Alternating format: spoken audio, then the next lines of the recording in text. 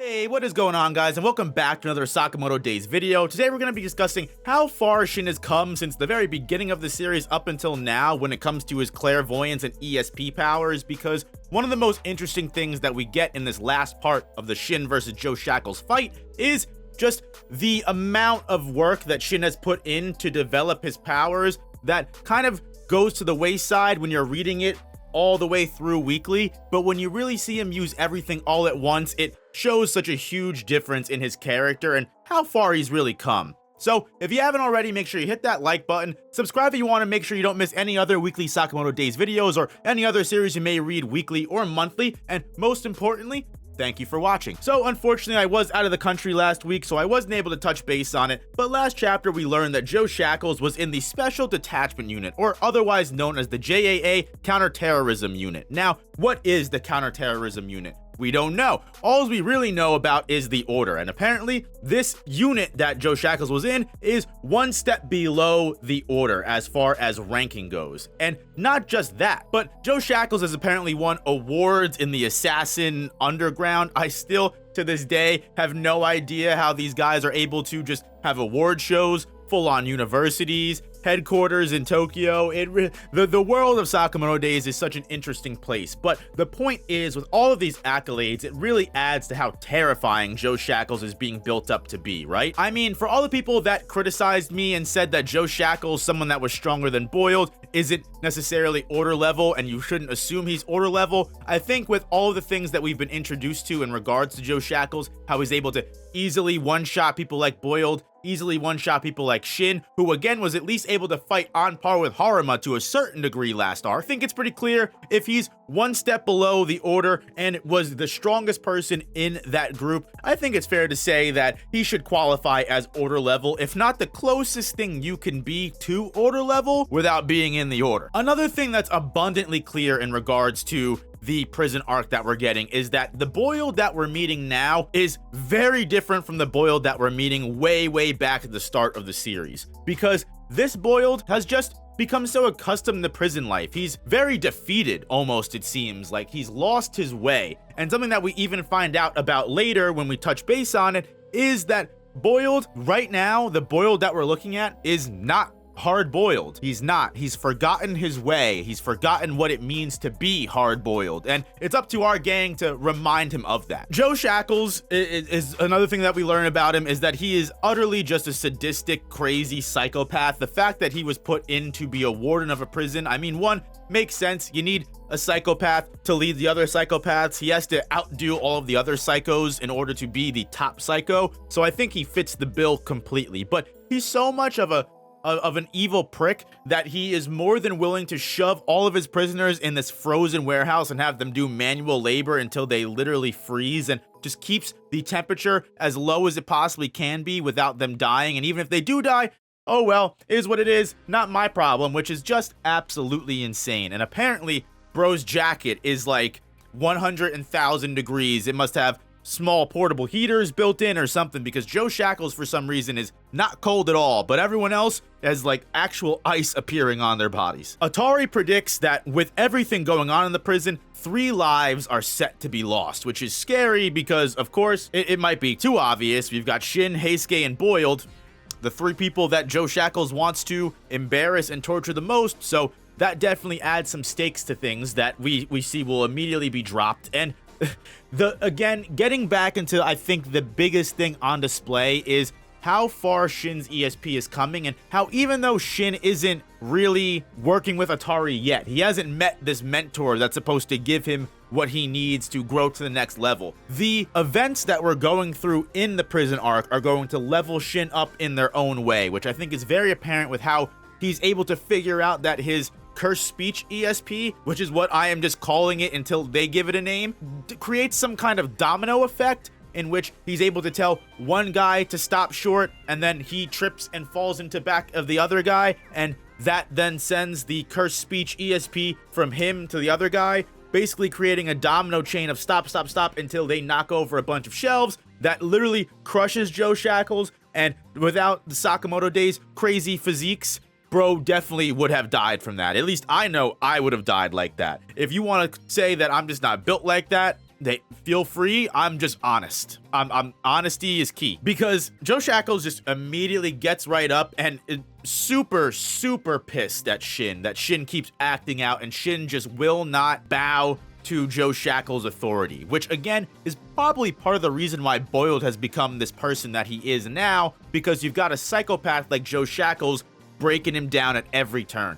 Boiled, I'm sure, started out rebellious. Boiled is that kind of guy who lives by his own way, but after who knows how long, months, maybe even a year, however long the timeline has been since the beginning of the story, Boiled has been being broken down by this madman Joe Shackles for so long. It makes sense why he's like, Heisuke, don't help him. You know, Shin, stop doing what you're doing. You guys don't understand what you're dealing with, as opposed to rising up to the occasion. And sure, if you're not strong enough now, then train, become strong enough, and find a way to win, as opposed to just being defeated. And I think that's a lesson that Boiled really needed to learn, because despite the, threats against it, and despite Joe Shackles coming at Shin with everything that he has to eventually at a certain point just try and kill Shin because he's tired of playing the torture game, he'd rather just literally take the life of rebellious evildoers from what Joe Shackles seems, because he is in the warden position, which gives him the ability to feel in the right.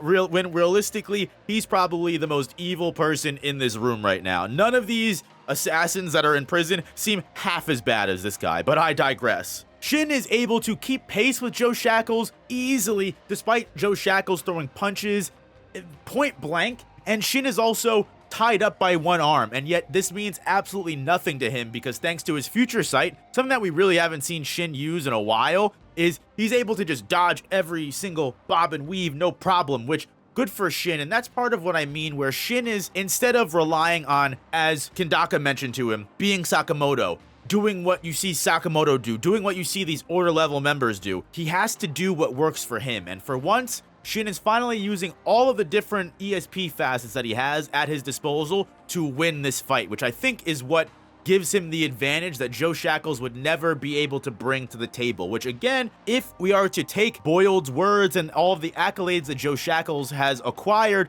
to heart, that would mean that, again, if Shin isn't considered order level, he may be considered just as close as you can be to order level without being in the order. Shin's defiance actually inspires Heisuke to start throwing Shin frozen yellowtail as weapons, which is just hysterical. I mean, hey, we're in a freezer. We gotta use what's at our disposal to win. I mean, that is the most Sakamoto Days thing I've heard of since we got into this prison arc. Joe Shackles is still in control of the situation, right? He's the whole warden of the floor. He has multiple handcuffs that I really don't even understand where they're all coming from at this point, because he's whipping 10, 20 of them out, no problem. They're appearing from other angles. It's literally like he's just summoning chains from like a video game character. And another question I have is, how big is this frozen warehouse? Because when Joe Shackles grabs Shin by the handcuffs and starts whipping him around, the scale is immense. Like, it literally looks like a Dragon Ball Z battle with how big this warehouse is and how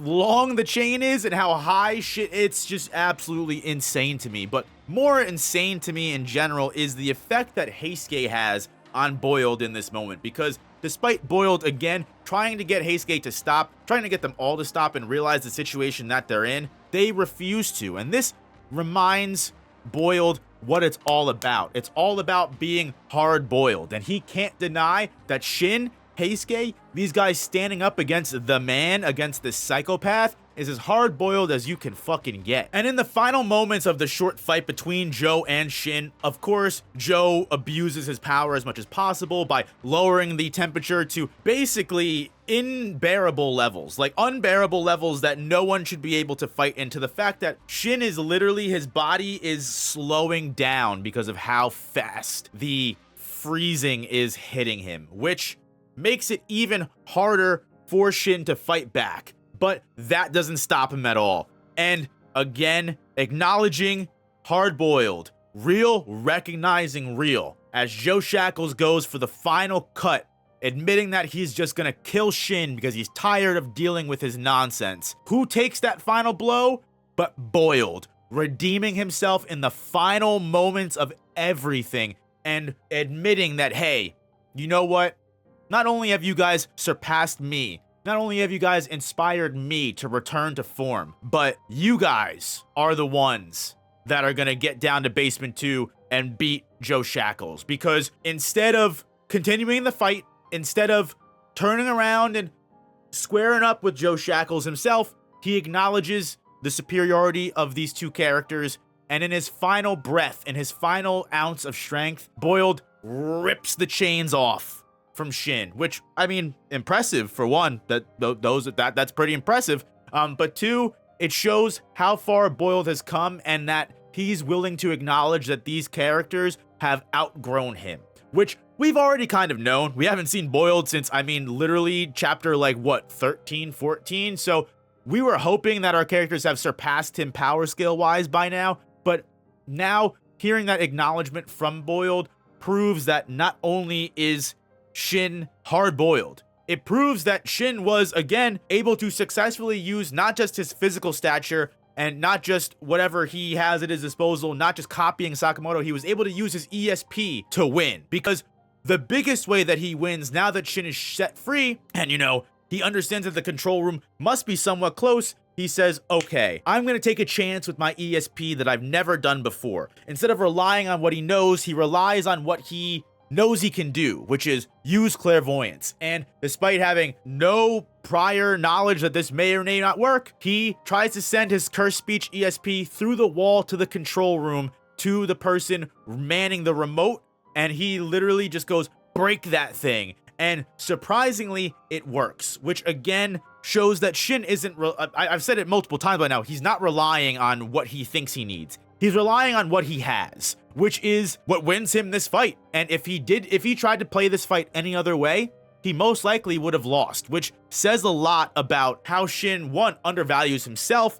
but how Shin undervalues the assets he has that can ultimately make him an order level fighter if he gave them a chance, and this is the biggest proof of that. When the remote gets broken, all the lights, all the power is cut to the frozen warehouse. So Joe Shackles is completely in pitch blackness, and at first, as anyone else would, he goes, all right, well, this is neutral ground. I can't see anything, but neither can anyone else. So let's figure out what we're doing. And as Joe Shackles continues to think, continues to stress about the situation and try to pinpoint what's the best way to handle it, he hears Shin's voice, who we already know why. Shin goes from Future Sight to Curse Speech ESP to doing Curse Speech ESP better than he even thought he could to going all the way back to day one, reading people's thoughts and being able to tell where people are due to their thoughts. And because Joe Shackles would not shut the fuck up inside of his head, Shin delivers to Joe Shackles one of the strongest punches, one of the coolest Shin pages that I think we have gotten in so long. And just this page alone makes me so happy to see that we're finally getting the Shin solo arc. Not only does he deserve it, not only is the character development greatly going to pay off, and just this fight win alone was enough to see it pay off in more ways than one, giving Shin the time to see why he himself is strong, why he himself can move on. Without help from Sakamoto, without help from anyone else. Sure, he needed Boyle to take that final hit for him. Sure, he needed Heisuke to throw him that yellowtail. At the end of the day, no one came in to help Shin when it counted. When it was just Shin and Joe Shackles on neutral ground, he was able to come on top and win. The lights kick on, and Shin is just, first of all, wearing that woolly mammoth jacket because apparently it's, again, 100,000 degrees in there. Thank God. Shin realized that too. He sits on top of Joe Shackles like he's nothing and turns Joe Shackles, this crazy psychopath, this evil motherfucker, into a whiny baby who's begging for his life, which we've seen multiple times. And it doesn't get any less satisfying to see these fucking losers that like to exert their power and control over others because probably they got bullied earlier. I know I would be bullying Joe Shackles for a name like that. But he begs to not die, not to be killed. And Shin goes, hey, I'm not going to kill you. I don't even want to kill you. First of all, Sakamoto family rules. But second of all, send me to basement floor 2. And what a great end to this short moment of the prison arc. And we're just going to be moving into the next step. And I'm very excited to see what's waiting on basement floor 2. I know Atari, who, first of all, her prediction that 3 lives were going to be lost amounts to 3 cockroaches just spontaneously dying. I guess they combusted or whatever, who knows, but super fun. Maybe someone stepped on all three, a threefer. Crazy. It's revealed that not only were those stakes bullshit, one, Atari's predictions are always 100% correct, but obviously she's on floor 3, so we still have one more floor to go through, and hopefully we'll spend a couple, maybe 5 or so chapters like we did on floor 1 on floor 2, because again, I'm enjoying the Shin highlight. I know a lot of people have been clowning on Shin since this arc has started, and I will be one of those people that will tell you, don't clown on Shin. Give Shin the clout he deserves, because I knew from chapter 1 of this arc, Shin was going to be a badass, and I think we're finally seeing that come to fruition. So, that being said, I'm really, really hoping that by seeing Boiled back, we're going to get another side character back. Please be a part, please be a part, please be a part. I would love that. His death isn't even confirmed. We have no idea what happened to a part up until now, so if he survived the explosion at JAA and then got taken to JAA prison for being killing like 400 people, I would be so satisfied with that. That would be so great. And yeah, if a part is our sidekick for floor 2, I'll love it. And you know what? If floor 2 has as crazy of a warden as Joe Shackles, or at least as interesting of an enemy to deal with, I think we're in for a good time. And then of course we still have basement 3. We have to understand what Atari is doing in the prison, why she is refusing to predict Slur's actions, and why she is refusing to reveal her intentions on the matter. And I think Shin is going to be the one to do it. And of course, whoever Atari's Shining Knight is, something tells me it's going to be Heisuke's one brain-celled ass, who I am also glad is on the journey with us, because someone needs to bounce off of Shin's seriousness, that the attitude he's playing. But anyway, guys, that is everything for Sakamoto Days chapter 184. Told ya. Hit that like button if you haven't already. Subscribe if you don't want to miss any future Sakamoto Days videos or any other series that you may be reading weekly or monthly. You could definitely find it on this channel. But if you want some more polished video essay type content, make sure you check out the main channel as well. Subscribe to both guys. And most importantly of all, thank you guys for watching. See you next week. Peace.